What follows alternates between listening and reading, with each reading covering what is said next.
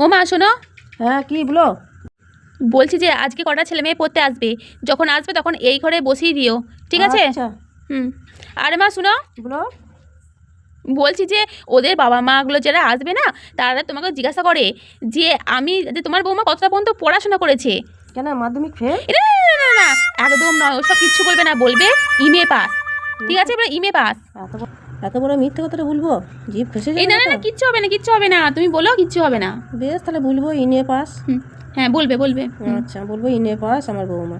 ঠিক আছে বলবো। ও ইনে পাস নয়, ইমে পাস, ইমে পাস। তো ইমে পাস, ইমে ইমে। ঠিক আছে তাই বলবো।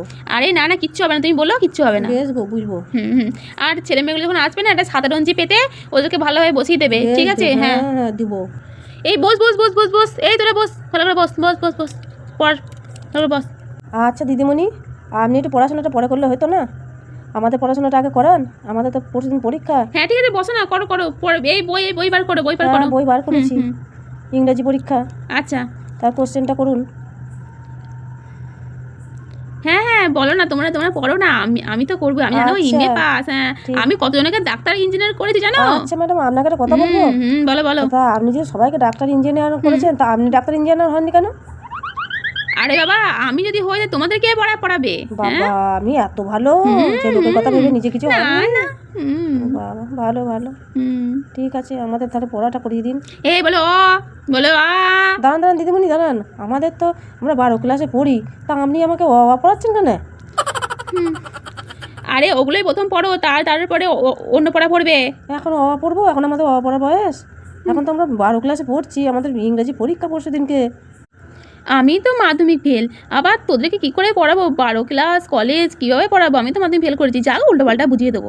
হ্যাঁ যাক গো, আমার কি।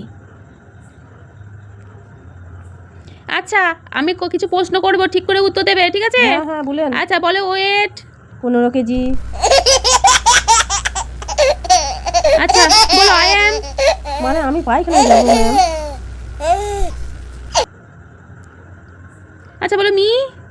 মানে আমি একটু ঘুরতে যাবো পার্কে।